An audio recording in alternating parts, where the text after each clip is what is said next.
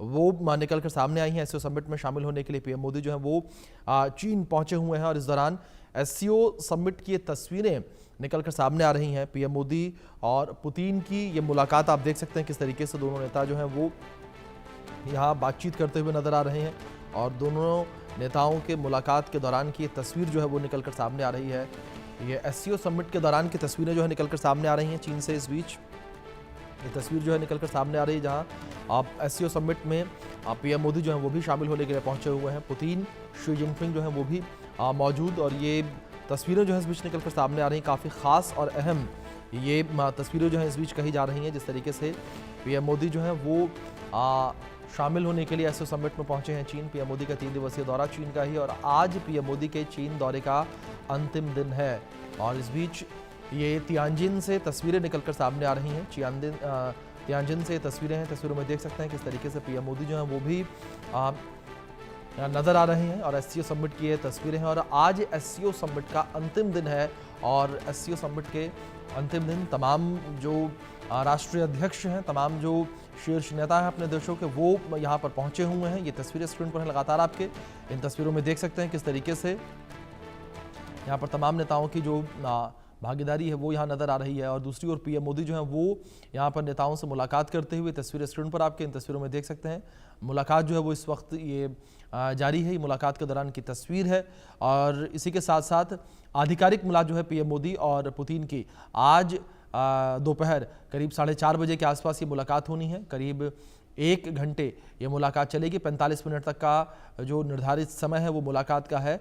तो पीएम मोदी और पुतिन की आज मुलाकात भी होनी है। आधिकारिक तौर पर द्विपक्षीय वार्ता जो है वो दोनों देशों के बीच होगी और पुतिन जिस तरीके से भारत के दौरे पर आने वाले हैं, पुतिन के भारत दौरे को लेकर भी यहाँ पर चर्चा की जा सकती है। साथ ही साथ अमेरिकी टैरिफ को लेकर जो है चर्चा की जा सकती है। तो इस बीच ये तस्वीरें एससीओ के मंच से निकलकर सामने आई है। तस्वीरों में देख सकते हैं किस तरीके से पीएम मोदी जो है वो यहाँ बातचीत करते हुए नजर आ रहे हैं।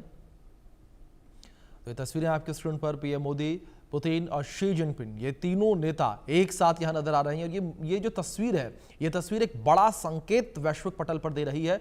ये एक साधारण तस्वीर नहीं है।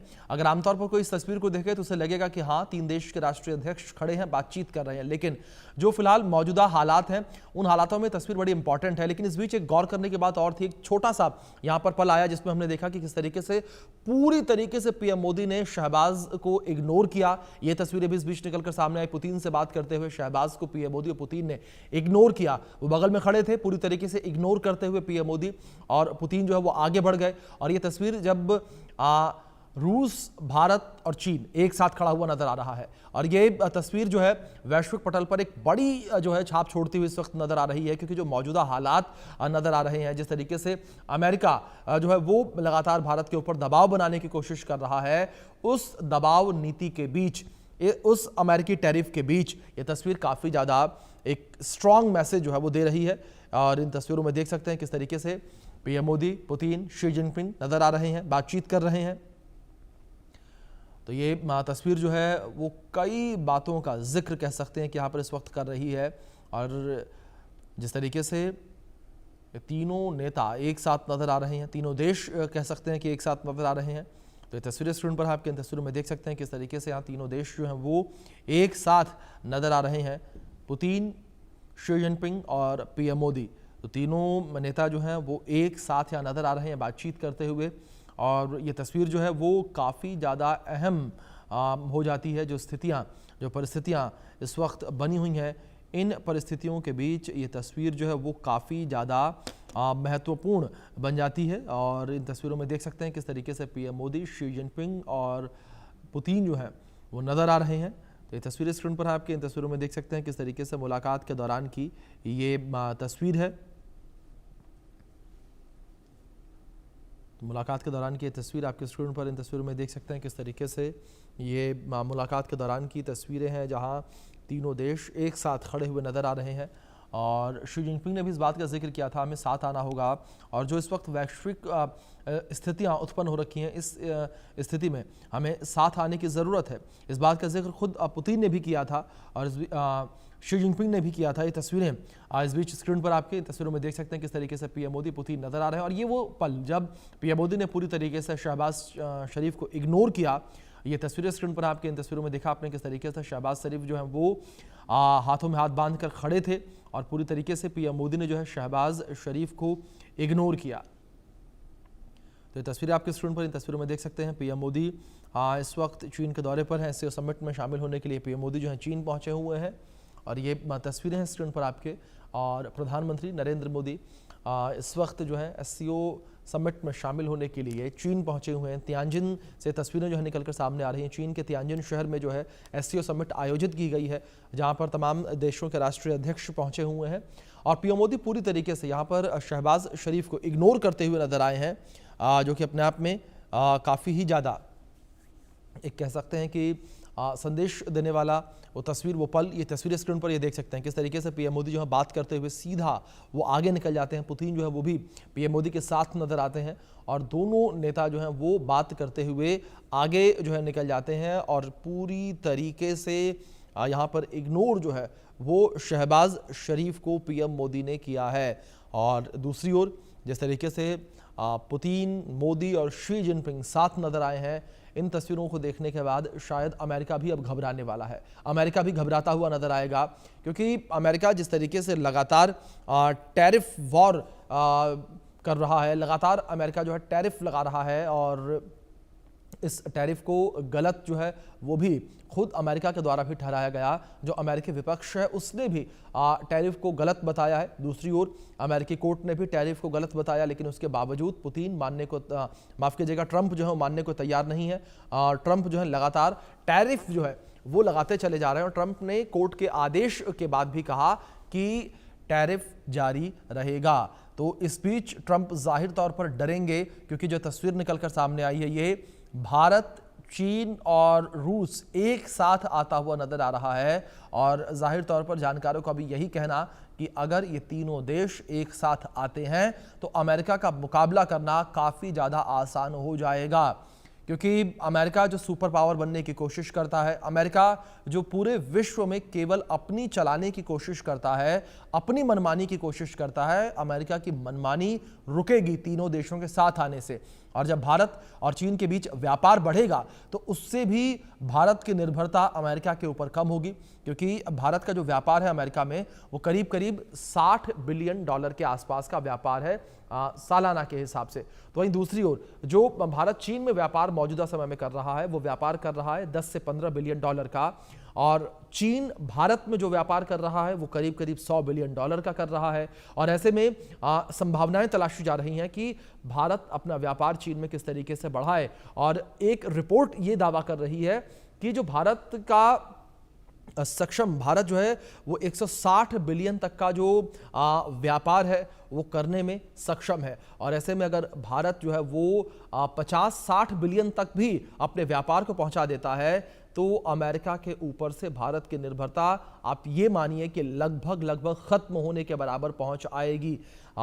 दूसरी ओर जो व्यापार को लेकर बंदिशें चीन के अंदर लगी हुई हैं, उन बंदिशों को लेकर भी पीएम मोदी और यहाँ पर शी जिनपिंग के बीच जो है मुलाकात के दौरान बातचीत हुई है। और अब ये कहा जा रहा है कि भारत जो है वो भी चीन में व्यापार करता नजर आएगा और चीन के बाजार में भारतीय सामान नजर आएंगे आने वाले समय में। तो ऐसे में सीधे तौर पर जो है चीन और भारत जिस तरीके से साथ आएंगे और सुपर पावर अमेरिका की कह सकते हैं कि मिलकर सामना करेंगे, उसके लिए ये बैठक काफ़ी ज़्यादा महत्वपूर्ण थी। दूसरी ओर इस बात को खुद चीन ने भी माना, चीन ने भी ये कहा कि हमारा साथ आना काफ़ी ज़्यादा ज़रूरी है। जो इस वक्त वैश्विक हालात बने हुए हैं, इन हालातों में यानी कि चीन का सीधा इशारा अमेरिका की ओर ही था कि अमेरिका ने जो हालात बना रखे हैं उन हालातों के बीच साथ आना ज़रूरी है।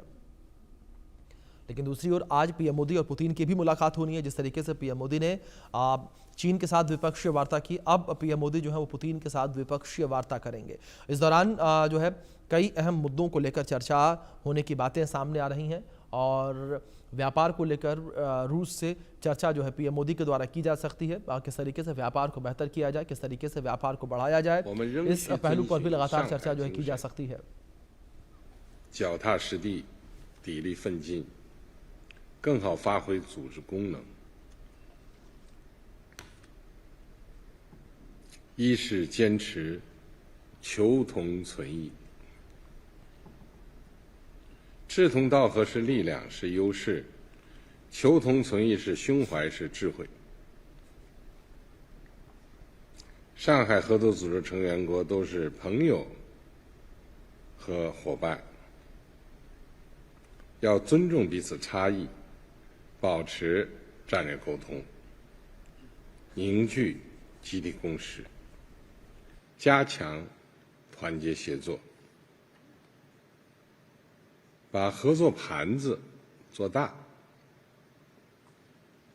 把各国禀赋用好，把促进本地区和平稳定和发展繁荣的责任共同扛在肩上。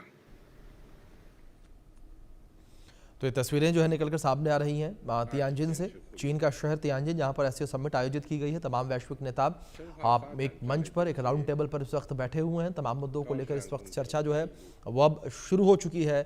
और जिस तरीके से चीन एससीओ की अध्यक्षता कर रहा है, तो चीन के राष्ट्रपति शी जिनपिंग जो है वो सेशन की शुरुआत कर रहे हैं अपने संबोधन के साथ। और ये तस्वीरें आपके स्क्रीन पर है, देख सकते हैं किस तरीके से जो महाशक्तियां हैं वो मौजूद हैं, पहुंची हुई हैं यहाँ पर। और चर्चा जो है तमाम मुद्दों को लेकर शुरू हो चुकी है और कई महत्वपूर्ण पहलुओं को लेकर चर्चा जो है वो होती हुई नजर आएगी। और दूसरी ओर भारत पर सभी की निगाहें बनी हुई हैं, पीएम मोदी के संबोधन पर सभी की निगाहें बनी हुई हैं। और ये कहा जा रहा है कि पीएम मोदी जो है वो एससीओ इस समिट को, अभी इस सेशन को संबोधित भी कर सकते हैं। और इस बीच ये भी जानकारियां जो है निकलकर सामने आई हैं कि पीएम मोदी के संबोधन के दौरान पीएम मोदी आतंकवाद का मुद्दा जो है वो उठा सकते हैं। पीएम मोदी के द्वारा आतंकवाद का मुद्दा जो है वो उठाया जा सकता है। और इस आतंकवाद के मुद्दे के माध्यम से पीएम मोदी जो है वो सीधे तौर पर चीन को घेरते हुए नजर आएंगे, माफ कीजिएगा, पाकिस्तान को घेरते हुए नजर आएंगे। पाकिस्तान में जो आतंकवाद है उस आतंकवाद का मुद्दा पीएम मोदी उठाते हुए नजर आएंगे। आतंकवाद के इस मुद्दे को स्ट्रांगली पीएम मोदी जो है वो एससीओ समिट में उठाते नजर आएंगे, क्योंकि जिस तरीके से पाकिस्तान के अंदर आतंकवाद लगातार पनपता है, जिस तरीके से पाकिस्तान लगातार आतंकियों को पनाह देता है, तो इस पूरे मुद्दे को लेकर पीएम मोदी जो है वो ये मुद्दा उठाते नजर आएंगे और चर्चा करते नजर आएंगे। और दूसरी ओर किस तरीके से यहाँ पर तमाम देशों में सहयोग बढ़े, आपसी सहयोग किस तरीके से बढ़े, उस विषय पर भी चर्चा जो है यहाँ पर पीएम मोदी करते हुए नजर आ सकते हैं।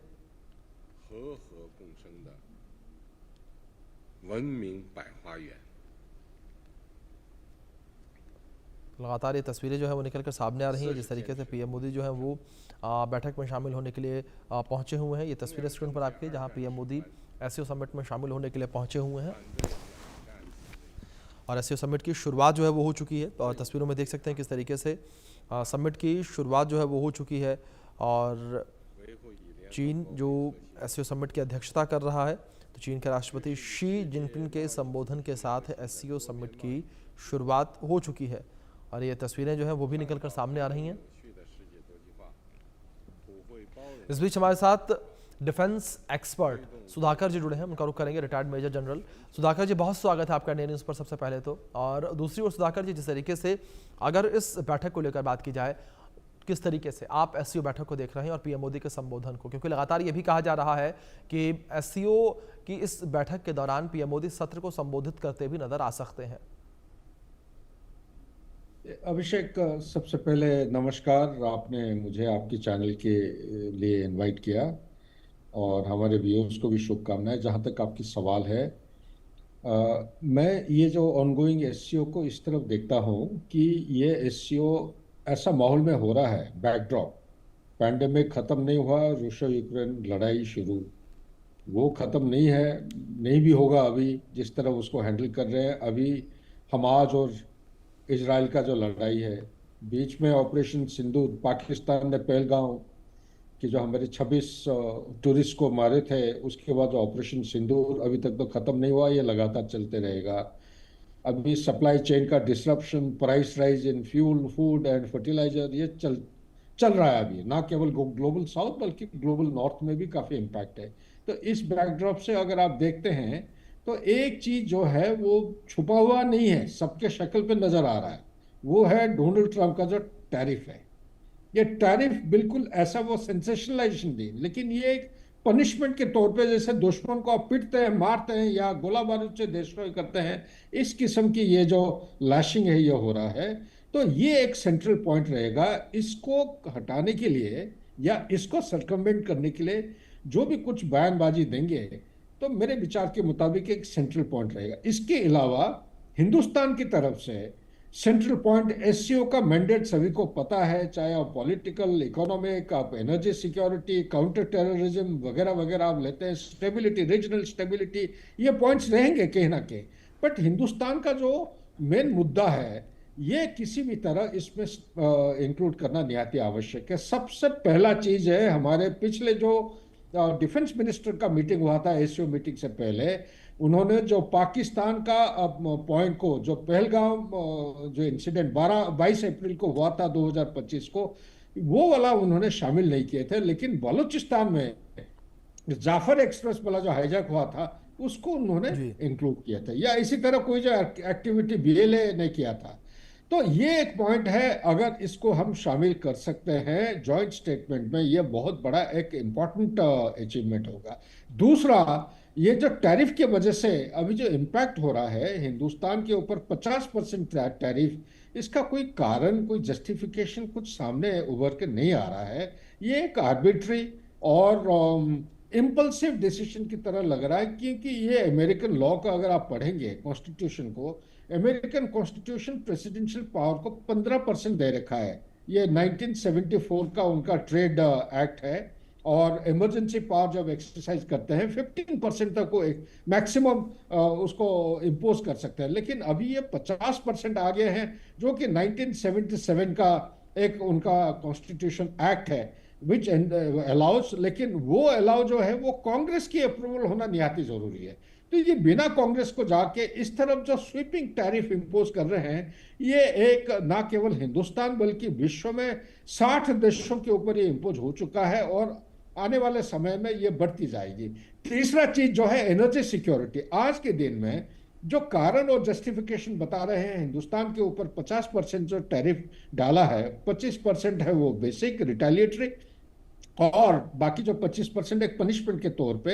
ये 25% जो टैरिफ डाल रखे हैं पनिशमेंट के तौर पे, वो है रशिया से ऑयल खरीदना। यहाँ पे मैं क्लैरिफाई करना चाहता हूँ, ये ऑयल खरीदा शुरू किए थे क्योंकि हमारा एक समय 2022 की बात है 1% से भी कम था, और ये अमेरिका के बोलने पर, क्योंकि ग्लोबल ऑयल प्राइस का स्टेबिलिटी लाने के लिए यूरोप पहले रशिया से खरीदता था, तो उनको उन्होंने मना कर दिया। तो यूरोप विली नीली ये मिडिल ईस्ट से खरीदने शुरू किए। हमारा मिडिल ईस्ट से ज्यादातर ऑयल आता था उन दिनों में। जब यूरोप वाले आ गए मिडिल ईस्ट में, तो भीड़ भकाड़ा को अवॉइड करने के लिए ये अमेरिका की तरफ से सुझाव के तौर पे उन्होंने उत्साह करने लगे कि हिंदुस्तान को रशिया से ऑयल खरीदना चाहिए। वो भी एक कैप्ड प्राइस था, $60 पर बैरल। तो ये कैप्ड प्राइस जब लगाते हैं, उसके अंदर अगर आप खरीद रहे हो, तो कहां पे हुकूमत कहां पे हो रहा है? तो ये तो मेरे को समझ। और यहाँ पे ये भी देखिए, 2022 जब से इनका लड़ाई शुरू हुआ है, या डोनाल्ड ट्रंप जब से प्रेसिडेंट बने हैं, तब से लेके अभी तक रशिया के साथ अमेरिका का जो बिजनेस है, कमर्शियल एक्टिविटी, ये 20% आगे बढ़ा है, 20% ज्यादा हुआ है। इसके अलावा वो यूरेनियम, जो हेक्साफ्लोराइड है, फर्टिलाइजर है, और बाकी सारे खूब सारे मिनरल्स वगैरह हैं जो कि वो रशिया से खरीदते रहते हैं। और ये भी मेरे को पता चला कि जो ऑयल को हिंदुस्तान लेके रिफाइन करके बेच रहा है, इसको ना केवल यूरोपियन यूनियन की कंट्रीज ले रहे हैं, इसको अमेरिका भी ले रहा है। जैसे कि वो एयर ट्रैफिक जो टर्बाइन फ्यूल होता है उसको भी खरीदते हैं। तो ये सारे चीजें जो है डबल स्टैंडर्ड को दिखा रहे हैं, हिंदुस्तान के ऊपर बिना मतलब ये प्रेशर डाल रहे हैं। ये गोल्डन अपॉर्चुनिटी है जहां पे हमें जियोपॉलिटिक्स का उदाहरण और इसकी मदद लेते हुए रीअलाइनमेंट करने में कोई हेजिटेट नहीं करना चाहिए। चाइना का हमारा ये एक पड़ोस है, और इसके साथ समझौता अगर बढ़ेगा, बॉर्डर इशू हमारा रिजॉल्व होगा। आज के दिन में जो ट्रेड डेफिसिट चल रहा है चाइना के साथ, उसको कैसे कम किया जा सकता है, उसको हमें संभलना चाहिए। प्लस हमारा इकोनॉमी चाहे माने या ना माने, करीब करीब 75% से ज्यादा जो है डिपेंडेंट है चाइना के ऊपर। चाहे मिनरल, आप रेयर अर्थ की बात करिए, क्रिटिकल टेक्नोलॉजी की बात करिए, फर्टिलाइजर की बात करो, बोरिंग टनल वाला जो है बोरिंग मशीन, उसकी बात करिए, या आप और कोई चीज अगर उदाहरण लेते हैं, दवाई बनाने के लिए जो बेसिक इंग्रेडिएंट्स चाहिए आपको, एपीआई, उसके लिए भी आप डिपेंडेंट है चाइना के ऊपर। तो ऐसा हालत में कैलिब्रेटेड अप्रोच के साथ जो नेशनल सिक्योरिटी, हिंदुस्तान का नेशनल इंटरेस्ट के जो बरखिलाफ नहीं जा रहा है, फूक फूक पे कदम रखना चाहिए और चाइना के साथ आगे बढ़ना, ये एक सुनहरा मौका है। और साथ ही प्यूटिन साहब होने के नाते हिंदुस्तान को एक गोल्डन अपॉर्चुनिटी है कि प्यूटिन साहब हमारा जो रशिया का रिलेशनशिप है, एवरग्रीन एक रिलेशनशिप, उसका फायदा उठाते हुए चाइना के साथ समझौता इंप्रूव करना निहायत आवश्यक है। Back to Abhishek ji. सुधाकर जी, दूसरी ओर जिस तरीके से इस बैठक को लेकर हम बात करें, जहां पहले दिन पीएम मोदी ने जो है मुलाकात की शी जिनपिंग से, इस मुलाकात के कई मायने निकाले गए, और दूसरी ओर आज जो तस्वीर निकलकर सामने आई है, जो तस्वीरें स्क्रीन पर भी लगातार चल रही हैं, जिसमें पुतिन, शी जिनपिंग और पीएम मोदी एक साथ नजर आ रहे हैं। सुधाकर जी, इस तस्वीर को लेकर भी लगातार कहा जा रहा है कि वैश्विक पटल पर यह तस्वीर जो है एक महत्वपूर्ण छाप छोड़ती हुई नजर आ रही है, और इस तस्वीर को देखने के बाद शायद ट्रंप की मुश्किलें भी बढ़ने वाली हैं। अभिषेक, बिल्कुल आपके साथ मैं बिल्कुल सहमत हूँ। उसको मैं थोड़ी देर पहले न्यूज एक्स में था, तो न्यूज जी। एक्स के एंकर उसको आइकॉनिक पिक्चर बता रहे हैं। बिल्कुल, मैं बिल्कुल सहमत हूँ। ये आइकॉनिक, ये ग्लोबल पिक्चर ऐसा एक छवि एक दिखा रहा है, ताकि ये क्यों ये देखिए, अगर आप जोड़ना चाहेंगे डोनाल्ड ट्रंप का बिहेवियर के साथ, मैं तो कहूँगा ये गलत है। ये जो छवि आज के दिन में आप देख रहे हैं, वही नरेंद्र मोदी आज एससीओ की मीटिंग फिजिकली 7 साल के बाद चाइना में जाके अटेंड कर रहे हैं, ठीक है ना। और यहाँ पे तमाम लीडर्स जो है फिजिकली प्रेजेंट है। और ये एक रीजनल ब्लॉक है, एससीओ जो एक रीजनल ब्लॉक है। अभी धीरे धीरे जिस तरह डोनाल्ड ट्रंप साहब का बिहेवियर और टैरिफ की वजह से ये एक्चुअली हिंदुस्तान को धकेल दिया है चाइना के एम्ब्रेस में जाने के लिए। और कोई मजबूरन कोई रास्ता नहीं है, क्योंकि हम तो यूएसए के ऊपर हम कह रहे थे उसके साथ ट्रस्ट और रिलेशनशिप को डेवलप करेंगे, चाहे डिफेंस प्रोडक्ट्स हो, चाहे डिफेंस एक्सरसाइजेस हो, चाहे आप फ्यूचरिस्टिक इक्विपमेंट एरोस्पेस इंजन की बात करिए या ट्रेड की बात करिए। ट्रेड हमारा उनके साथ बढ़ते जा रहा था, $87.5 बिलियन हो गया था टोटल। तो ये जो चीजें हैं, कोई एक अनदेखी कारण की वजह से शायद उनको यह डर है कि अभी अगर ये $4.19 ट्रिलियन हिंदुस्तान का जीडीपी है, अगर इसको अभी इस समय में नहीं रुका जाएगा, तो ये आप एक दूसरा नंबर 2 चाइना को आप पैदाश कर रहे हैं, जो कि आने वाले समय में चाइना तो चुनौती दे ही रहा है, ये हिंदुस्तान एक दूसरा नंबर चुनौती हो जाएगा, जो अमेरिका को सुपर पावर स्टेटस को बरकरार रखने में बहुत मुश्किल होगा। तो उस लिहाज से ये जो फोटोग्राफ है, ये बहुत ही एक प्रतीक है, एक टॉर्च बियरर की तरह दिखा रहा है विश्व में कि ये जो रीअलाइनमेंट प्रोसेस हम पहले बात करते थे, अभी ये एक्चुअली शुरू हो गया है। इसकी जो बनावटी चीज कोई नहीं है, ये कुदरती हो रहा है। देखिए, आप प्राइम मिनिस्टर साहब हमारे नरेंद्र मोदी साहब, एक नेचुरल लाफ्टर स्माइल, उनको देखते ही वो कॉन्टेजियस फीलिंग आता है। प्यूटिन साहब देखो, उनकी बात सुन के कैसे हंस रहे हैं। जी जो कभी हंसते नहीं है, अपना मुंह से वो भाषा निकलते नहीं है, बात नहीं करता है, वो भी देखने में मिल रहा है कि वो भी हंस रहे हैं। तो इस किस्म की जो बॉडी लैंग्वेज होता है, ये बहुत ही एक बहुत बड़ा चुनौती देता है ट्रंप साहब को, बहुत बड़ा चुनौती देता है अमेरिका को। इसको मैं तो सिर्फ इतना ही कहूंगा, जो हो गया सो हो गया। अमेरिका और इंडिया के बीच में जो इंस्टीट्यूशनल कनेक्शन है, जो लिंकेजेस है, इसको आगे की तरफ मदद लेते हुए उसको बढ़ावा दिया जाना चाहिए। ये टैरिफ वाला जो है, ये काउंटर प्रोडक्टिव है। रेगन एडमिनिस्ट्रेशन के दौरान रेगन साहब ने, उन्होंने, ये सोशल मीडिया में भी काफी घूम रहा था, मैं उनका एक किताब कहीं पढ़ रहा था, हेनरी किसिंजर की किताब या किसी का किताब, तो किताबें बड़ी अच्छी तरह लिखे हैं। रेगन एडमिनिस्ट्रेशन के टाइम में उन्होंने इसके ऊपर काफी गहरा स्टडी किया, और उसका जो निचोड़ है, उन्होंने ये बताया था कि टैरिफ ये एक दिखावा है। जो आप टैक्स अपने लोगों के सिटीजन्स के ऊपर इम्पोज नहीं करना चाहते हो, क्योंकि वो टैक्स आपका रूलिंग डिस्पेंसेशन के खिलाफ चला जाएगा। आप एक उल्टे रूप से टैक्स उनसे अदा कर रहे हो। कैसे कर रहे हो? जब आप ये टैरिफ इंपोज करते हैं, एक देश का जो कोई प्रोडक्ट हो, इंडिया से कोई प्रोडक्ट जाता है यूएसए के अंदर, तो ये टैरिफ 50% जब बढ़ जाता है, $100 का सामान $150 हो जाता है, ये $150 से बेचा जाता है। ये पैसा उनका कस्टमर या कंज्यूमर से रिकवर किया जाता है। जब कंज्यूमर से आप रिकवर करते हैं, ये धीरे धीरे क्या होता है, इन्फ्लेशन, हाइपर इन्फ्लेशन हो जाता है, जो हो चुका है अमेरिका में कोई बात। हाइपर इन्फ्लेशन से क्या होता है कि सप्लाई, मनी की जो supply into the market, out of the market, ये बड़े कॉन्फ्लिक्ट होते हैं, जिसके वजह से उनका अनएम्प्लॉयमेंट प्रॉब्लम्स होते हैं, जो कि अभी हो रहा है। 2,58,000 उनका टारगेट था, बड़े मुश्किल से 93,000 अभी 6 महीने में उन्होंने नौकरी या एम्प्लॉयमेंट अपॉर्चुनिटीज पैदा किए हैं। तो बाकी काफी सारे मल्टीनेशनल है जो ले ऑफ कर रहे हैं, लोग नौकरी वहां से हटा रहे हैं। तो ये जो चुनौती है, इसलिए मैं तो कहूंगा कि ये टैरिफ है, काउंटर प्रोडक्टिव है।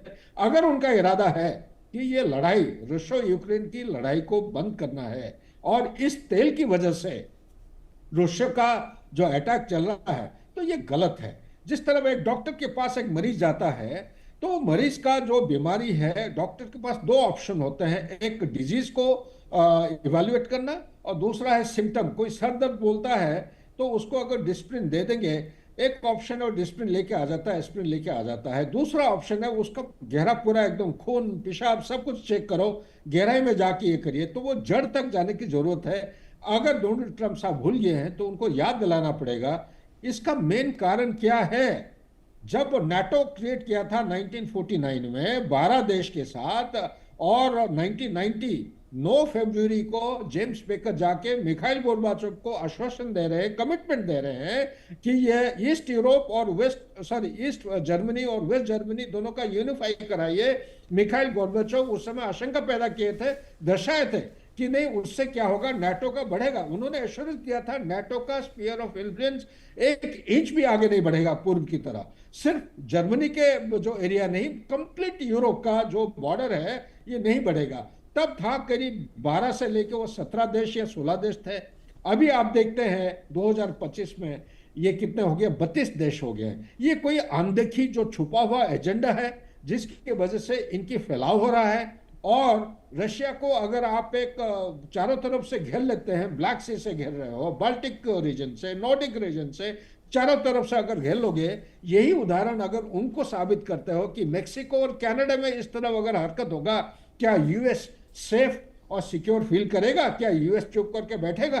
तो इसलिए मैं कह रहा हूं जो मेन इशू है, लड़ाई को बंद करने का मेन इशू, अमेरिका की तरफ से हथियार सप्लाई बंद होना चाहिए, नंबर 1। नंबर 2, इसको नाटो नहीं बनना चाहिए, नाटो मेंबर, किसको, यूक्रेन को। नंबर 3, ये मेरे विचार के मुताबिक ये जिस तरफ क्या गया है कि पीस पहले प्लान करो उसके बाद सीज फायर होगा, ऐसा नहीं होता है। मिलिट्री साइंस के मुताबिक एक एस्टेब्लिश्ड पैटर्न है, वो एस्टेब्लिश्ड पैटर्न के मुताबिक होता है। जहां पे आप लड़ाई को बंद करना चाहते हो, सबसे पहले फ्रीज करिए, जो जहां पे है सारे हथियार बिल्कुल बंद, नो फायरिंग।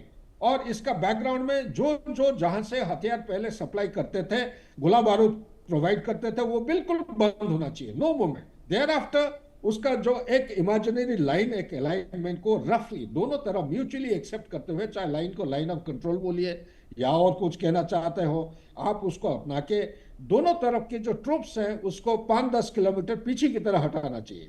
और एक न्यूट्रल फोर्स, यूनाइटेड नेशन का एक न्यूट्रल फोर्स हो, जो कि यूरोपियन नहीं होना चाहिए, अमेरिकन नहीं होना चाहिए, ऐसा न्यूट्रल फोर्स को वहां पे नियुक्त करिए, ताकि उनके ऑब्जर्वेशन और कोऑर्डिनेशन के जरिए से आपसी जो डिप्लोमेसी और डायलॉग, जो बातचीत करना चाहिए, ताकि ये जो लैंड स्वैपिंग या एक्सचेंज ऑफ लैंड वगैरह है, पीडब्ल्यू प्रिजनर ऑफ वॉर हैं, या कोई होस्टेजेस पकड़े गए हो, ये आपस में बदलाव या एक्सचेंज होना चाहिए। इस तरफ एक रास्ता बनाने से मेरे ख्याल से यह लड़ाई को बंद किया जा सकता है, जो कि डोनाल्ड ट्रंप साहब का मेन मुद्दा है। ये एक अच्छा मुद्दा है, लेकिन वो कर नहीं पा रहे हैं। उनका डीप स्टेट आ गए हैं, अभी डीप स्टेट के पकड़ में आ गए हैं। डीप स्टेट ये लड़ाई को बंद नहीं करने देगा, नंबर 1। नंबर 2, डीप स्टेट का मुद्दा है 1991 में जब यूनिलैटरल पावर जब यूएस के हाथ में आया था विश्व को कंट्रोल करने के लिए, तो उस समय उन्होंने अनदेखा और हिडन एजेंडा को छुपा के रखे हैं कि ये ईस्ट जर्मनी से लेके व्लादिवोस्टोक तक ये फैलाव करेंगे, यानी कि आने वाले समय में रशिया को भी नाटो में लाएंगे, ताकि चाइना को ये घेर डाल सकते हैं एक तरफ से या 2-3 डायरेक्शन से।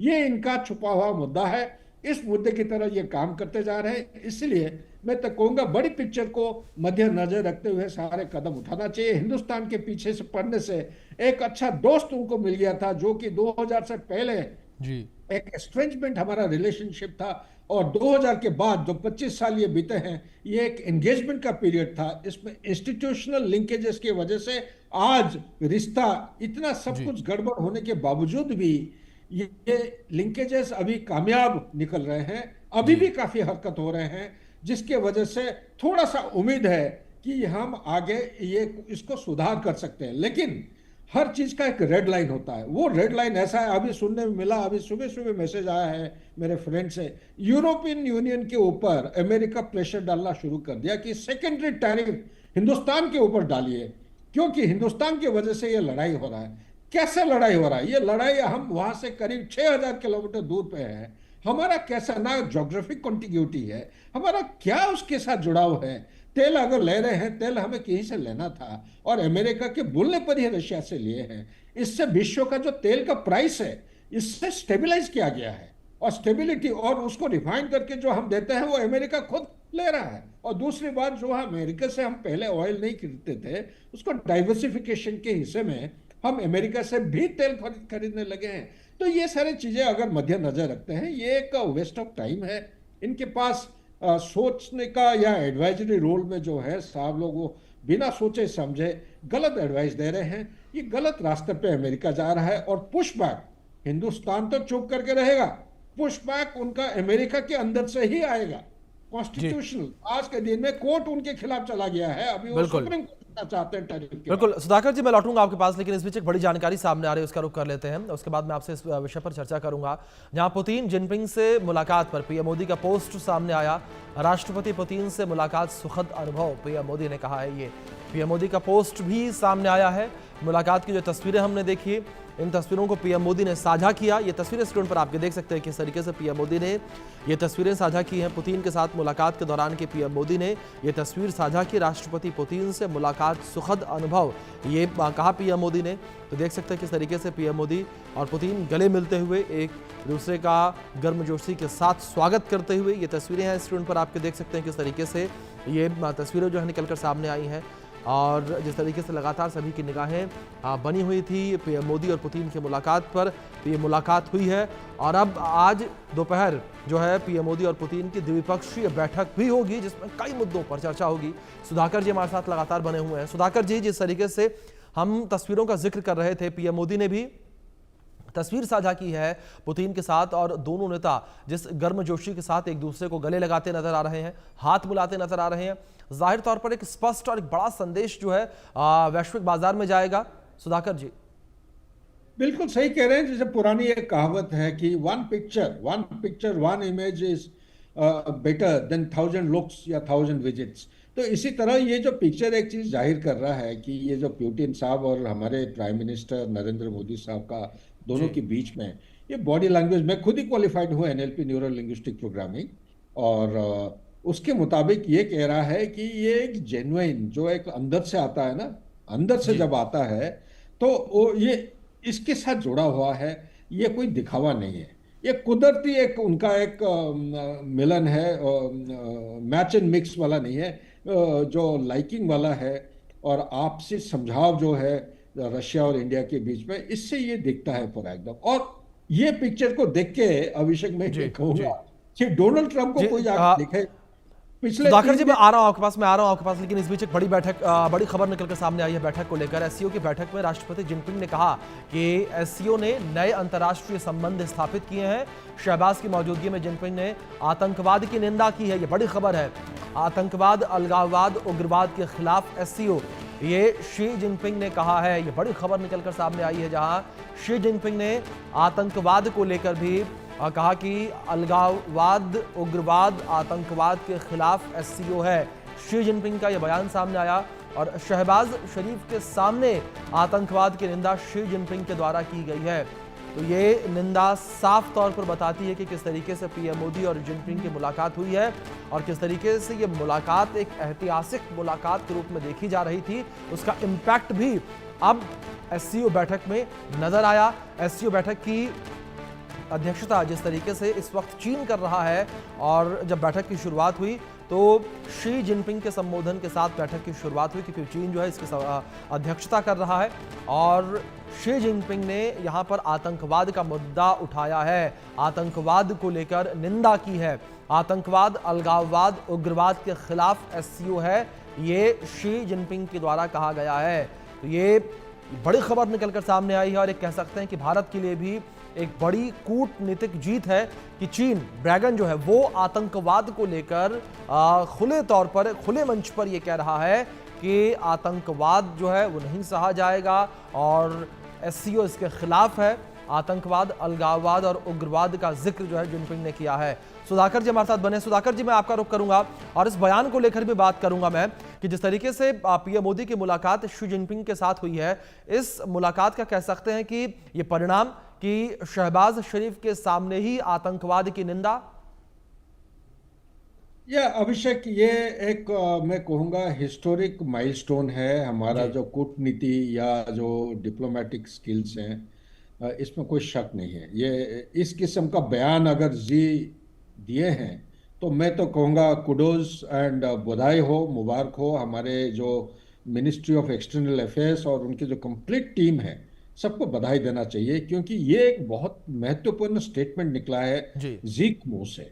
अभी तक आप अगर देखे होंगे पिछले कोई सालों से एससीओ जब से इमर्ज हुआ है, ये डबल टॉक करते थे और टेररिज्म के खिलाफ इस किस्म का बयान मेरे नॉलेज के मुताबिक कभी दिया नहीं है।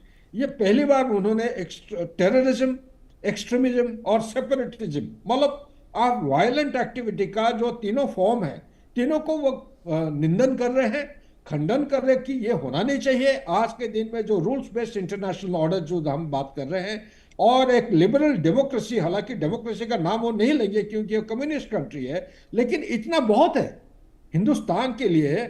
ये जो उनको हमें जो एक छोटा सा स्टार्ट पॉइंट मिला है चाइना की तरफ से, ये बहुत बड़ा एक ओपनिंग इसको मानना चाहिए, और इसको किस तरह बढ़ावा दिया जा सकता है वो रास्ता हमें बनाना चाहिए। दूसरा पॉइंट यहीं पे मैं कहना चाहता हूं, एक रात में बैठ के या एक मीटिंग में सारे चीज आप हासिल नहीं कर सकते हैं।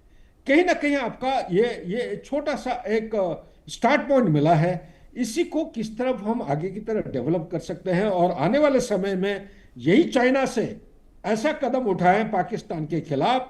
आज हो सकता है कि टेम्पररी हम अमेरिका से दूर हो गए हैं, या कोई आपसी समझाव थोड़ा सा कमी आया है, तो इसी तरह टेम्पररी अगर कुछ हम कोई कैविएट क्रिएट कर सकते हैं या फॉल्ट लाइन क्रिएट कर सकते हैं चाइना और पाकिस्तान के बीच में, और उसको बढ़ावा दिया जा सकता है, ताकि ये दोनों देश के रिश्ता जो है कहीं ना कहीं हमें खंडन करना निहायत आवश्यक है। नहीं तो आने वाले समय में चाइना का जो P5 स्टेटस है, ये हिंदुस्तान चाहे कितने भी कदम उठाए, ये पाकिस्तान को सपोर्ट करते रहेगा।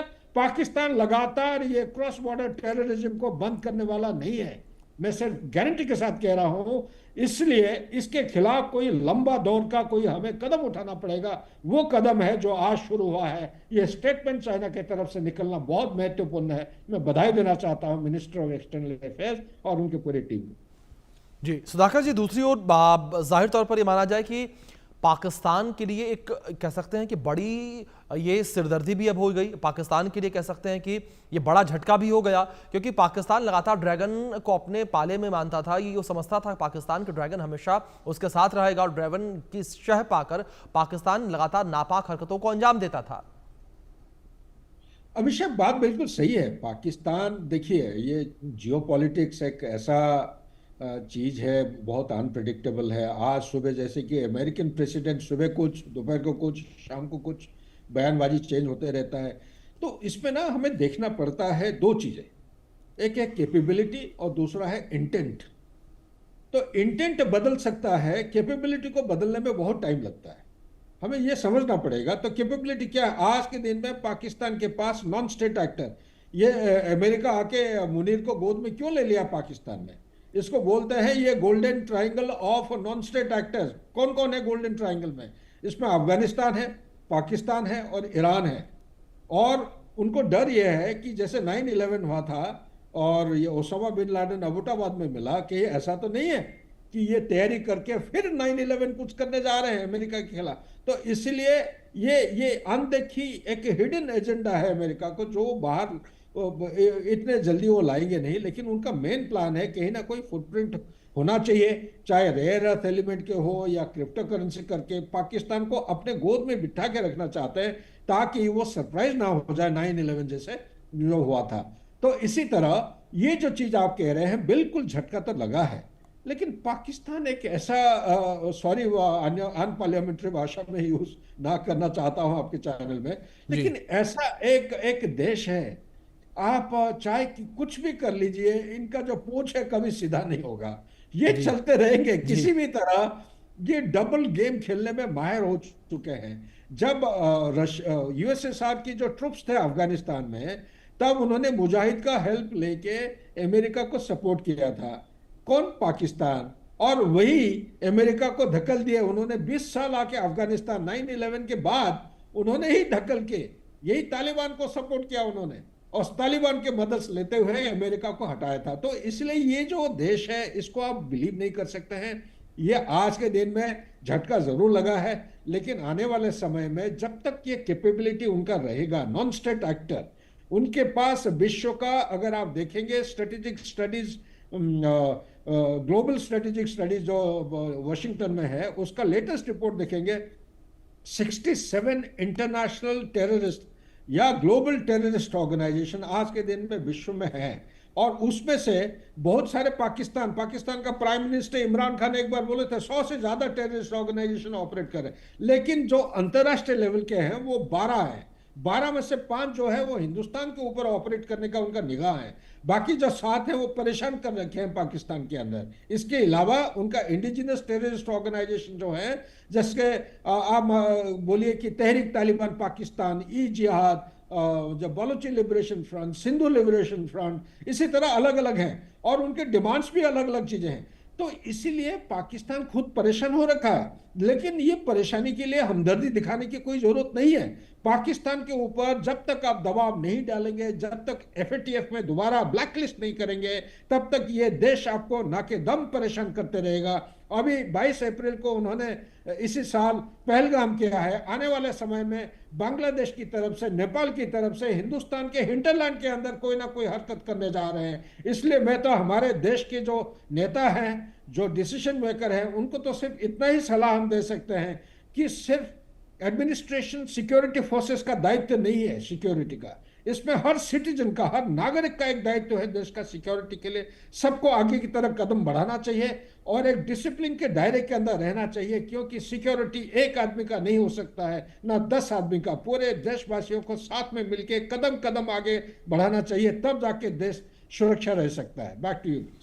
जी बिल्कुल सुधाकर जी, बिल्कुल ठीक कहा आपने, जिस तरीके से इन तमाम बातों का जिक्र आपने किया। लेकिन सुधाकर जी, इस बीच एक बात और ये है कि लगातार जिस तरीके से आज शाम पीएम मोदी और पुतिन की मुलाकात होने वाली है, उस मुलाकात पर सभी की निगाहें बनी हुई हैं। उस मुलाकात से पहले जाहिर तौर पर तस्वीरें निकलकर सामने आई हैं जो अपने आप में बहुत कुछ बयां कर रही हैं। ऐसे में जिस तरीके से सुधाकर जी, जब आपने अपनी बात की शुरुआत की थी, वो पॉइंट थोड़ा सा मैं कहना चाहूंगा, जिस तरीके से आपने जिक्र किया था कि बॉडी लैंग्वेज बहुत कुछ बता रही है। तो इस बॉडी लैंग्वेज से क्या ये माना जाए कि जो मुलाकात शाम को होने वाली है उसमें खुलकर तमाम मुद्दों पर बातचीत होगी? बिल्कुल अभिषेक, ये बहुत बढ़िया सवाल। मैं आपको बधाई देना चाहता हूँ, आपका एडिटोरियल टीम जिन्होंने ये सवाल दिया है। बिल्कुल खुलासा, देखिए पुतिन और नरेंद्र मोदी के बीच में नो होल्ड्स बार्ड डिस्कशन होने जा रहा है, और मेरे विचार के मुताबिक सबसे पहला चीज डिस्कशन जो होगा टैरिफ के बारे में, क्योंकि टैरिफ के चक्कर में ये हिंदुस्तान को बिना मतलब एक स्केपगोट बना रहे हैं, और इसको कैसा हम ओवरकम कर सकते हैं। जैसे कि मार्केट, रशिया के साथ आज के दिन में ट्रेड सरप्लस है, हिंदुस्तान का ट्रेड डेफिसिट चल रहा है, तो हमारा जो ट्रेड है उसको कैसा बढ़ाया जा सकता है, रशिया को एनकरेज करें कि हमारा लेबर इंटेंसिव की जो प्रोडक्ट्स हैं, चाहे आप लेदर की बात करिए, टेक्सटाइल की बात करिए, अपैरल की बात करिए, ज्वेल की बात करिए, लग्जरी आइटम में आ जाता है। इसी तरह और भी 4-5 चीज़ें, फिशरी वगैरह जो है, श्रिम्प्स, ये सारी चीज़ें रशियन मार्केट में किस तरह भी एब्जॉर्ब हो सकता है। उनको ज़्यादा खरीदना चाहिए, डिमांड बढ़ना चाहिए, ताकि हम रशिया में मार्केट एक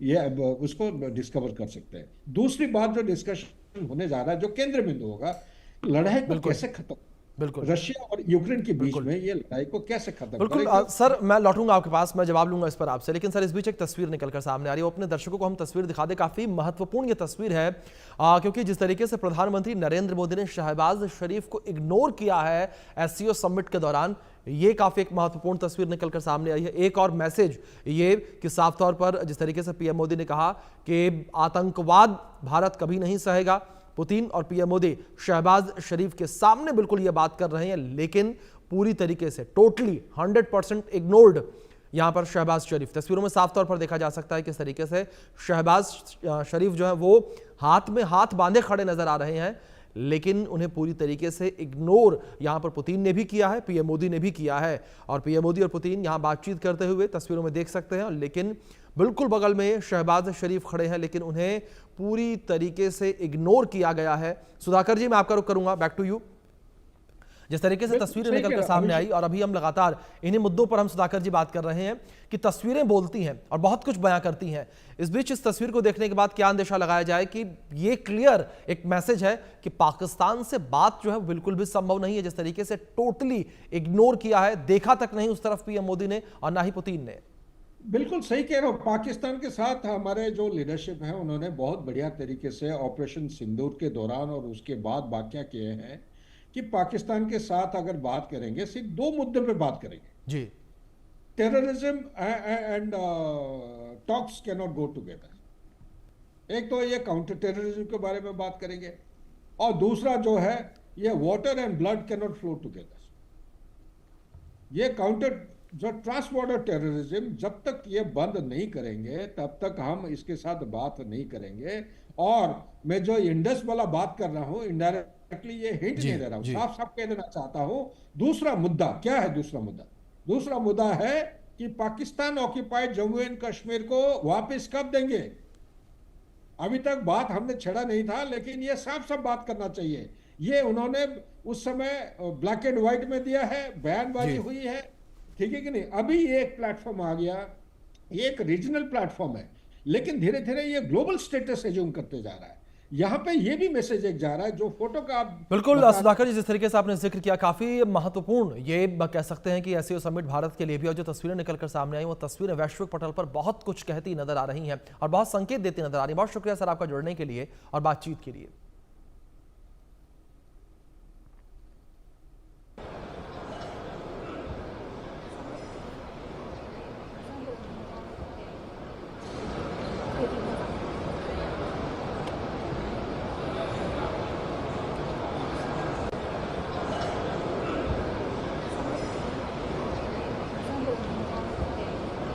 ये तस्वीरें हैं एससीओ समिट से जिस तरीके से निकलकर सामने आ रही हैं। देख सकते हैं किस तरीके से प्रधानमंत्री नरेंद्र मोदी जो है वो अपने विचार जो है रखते हुए एससीओ समिट के दौरान और संबोधित करते हुए एससीओ समिट को। ये तस्वीरें स्क्रीन पर आपके, तो तमाम महाशक्तियां जो हैं वो मौजूद हैं समिट में इस वक्त और प्रधानमंत्री नरेंद्र मोदी जो है वो संबोधित कर रहे हैं यहाँ पर एससीओ समिट को, जिस दौरान की तस्वीरें जो है निकलकर सामने आ रही हैं। लेकिन इस बीच समिट से पहले की जो तस्वीरें निकलकर सामने आई हैं, जो आज की तस्वीरें थी समिट के दौरान की, यानी कि समिट के अंतिम दिन की जो तस्वीरें थी, उन तस्वीरों में काफ़ी कुछ आज निकलकर सामने आया। कई बड़े संदेश जो है निकलकर सामने आए हैं, जिसमें सबसे पहले तो पुतिन, मोदी और शी जिनपिंग की मुलाकात जो तस्वीर निकलकर सामने आई। इसके बाद पीएम मोदी और पुतिन की बातचीत और इस बातचीत के दौरान शहबाज शरीफ को इग्नोर करना, ये तस्वीर भी निकलकर सामने आई जो कई सारे इशारे करती हुई नजर आई है। और इसके बाद शी जिनपिंग और पीएम मोदी की मुलाकात। तो एससीओ समिट को लेकर बात करें तो काफ़ी महत्वपूर्ण ये पूरा कह सकते हैं पहलू रहा है एससीओ समिट को लेकर। लगातार जानकारों का भी कहना कि भारत के लिहाज से अगर देखा जाए तो एससीओ समिट जो है वो काफ़ी ज़्यादा सफल मानी जा सकती है, क्योंकि कई मुद्दों को लेकर जिस तरीके से चीन के साथ सहमति बनी है, चर्चा हुई है, उस लिहाज से। दूसरी ओर पुतिन के साथ जो मुलाकात होनी है उसको भी लेकर लगातार ये कहा जा रहा है कि इस मुलाकात के दौरान जो कई मुद्दे हैं उन पर चर्चा की जा सकती है। ये द्विपक्षीय मुलाकात जब आज होगी तो इस मुलाकात के दौरान कई अहम मुद्दों पर चर्चा की जाएगी और ये मुलाकात काफ़ी ही ज़्यादा ख़ास भी मानी जा रही है, क्योंकि जिस तरीके से पीएम मोदी और पुतिन की आज अभी सुबह मुलाकात हुई है एससीओ समिट की शुरुआत से पहले, जिस गर्मजोशी से दोनों नेता एक दूसरे के साथ मिले, और जो एक्सपर्ट हमारे साथ जुड़े थे वो भी किस तरीके से कह रहे थे कि बॉडी लैंग्वेज काफ़ी ज़्यादा नेचुरल नज़र आ रही थी। यानी कि पुतिन साफ तौर पर काफ़ी एक्साइटेड नजर आए पीएम मोदी से मुलाकात करने के लिए, जिस तरीके से वो आगे बढ़े, जिस तरीके से उनकी बॉडी लैंग्वेज थी जब वो चल रहे थे, उस दौरान जब उन्होंने अपना हाथ आगे बढ़ाया हाथ मिलाने के लिए। इस बीच शी जिनपिंग का बयान सामने आया, कहा कि हम शत्रुता से मुकाबला करेंगे। एससीओ ने क्षेत्रीय सुरक्षा से सहयोग निभाया, हम अंतर्राष्ट्रीय निष्पक्षता न्याय के पक्ष में हैं। कोल्ड वॉर जैसी मानसिकता की निंदा जिनपिंग के द्वारा की गई है, कोल्ड वॉर की सोच बांटने वाली है। ये बयान शी जिनपिंग का सामने आया, हम शत्रुता को दूर करेंगे। एससीओ ने क्षेत्रीय सुरक्षा में सहयोग निभाया है, हम अंतर्राष्ट्रीय निष्पक्षता न्याय के पक्ष में है। कोल्ड वॉर जैसी मानसिकता की निंदा की बात शी जिनपिंग ने कही है, कोल्ड वॉर की सोच बांटने वाली है, हम शत्रुता को दूर करेंगे, शी जिनपिंग ने कहा। ये तो शी जिनपिंग का ये बयान सामने आया है और कई मुद्दों को लेकर उन्होंने जिक्र किया है। कोल्ड वॉर जैसी मानसिकता की निंदा शी जिनपिंग के द्वारा की गई, कोल्ड वॉर की सोच बांटने वाली है, हम शत्रुता को दूर करेंगे, शी जिनपिंग ने कहा है। ये एससीओ ने क्षेत्रीय सुरक्षा में सहयोग निभाया, हम अंतर्राष्ट्रीय निष्पक्षता न्याय के पक्ष में हैं। कोल्ड वॉर जैसी मानसिकता की निंदा शी जिनपिंग ने की है।